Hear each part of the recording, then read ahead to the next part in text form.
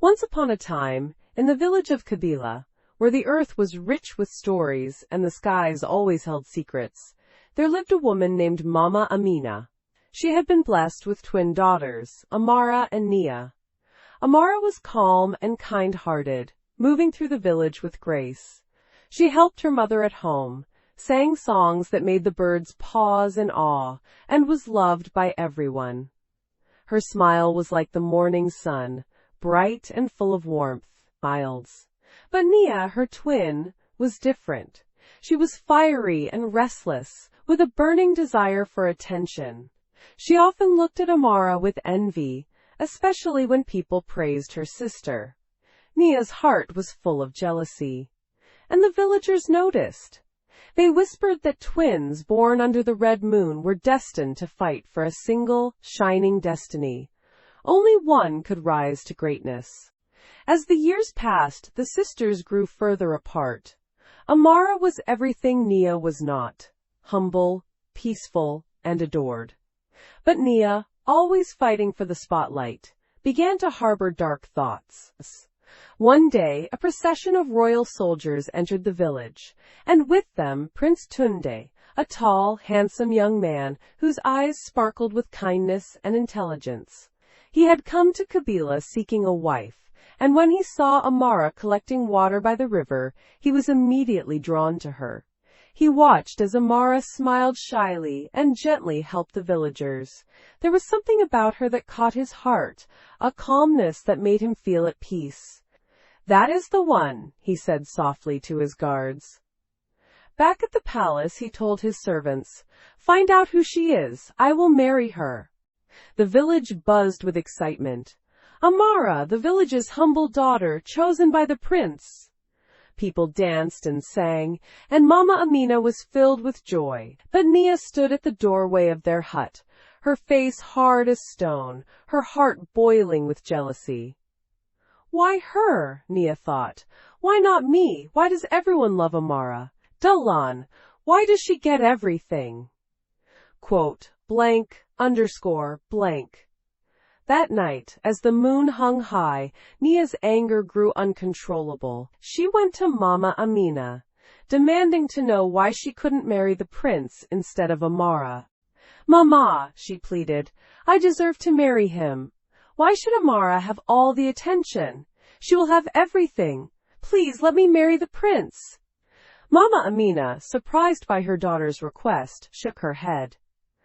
"Nia, the prince has already chosen Amara. You should be happy for her.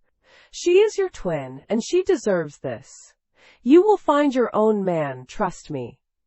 But Nia couldn't listen. The jealousy inside her burned like fire. She couldn't stand the thought of her sister getting everything she wanted. And the darkness inside her only grew stronger. The next morning, Amara set off alone to fetch water from the river, as was custom for girls who were about to be married. Nia watched her sister from a distance, her eyes filled with hatred. She followed silently, like a shadow. When Amara bent down by the water, Nia saw her chance. With a heavy heart and shaking hands, Nia lifted a large clay bowl and struck Amara across the head. Amara staggered, fell to the ground, and went unconscious. Nia dragged her sister's body deep into the forest, where the trees whispered ancient secrets. There she dug a shallow grave and buried her twin sister, convinced that her jealousy had finally won. But what Nia didn't know was that a young man named Kofi, who worked as a palm wine tapper, had been watching from the forest. From his high perch he saw Nia's strange actions. He saw her dragging Amara's body, the shovel in her hands, and he knew something was terribly wrong. Kofi rushed to the spot where Nia had left Amara. With his hands he dug into the earth, refusing to believe the horror he had witnessed. Finally, after what seemed like forever, he felt skin.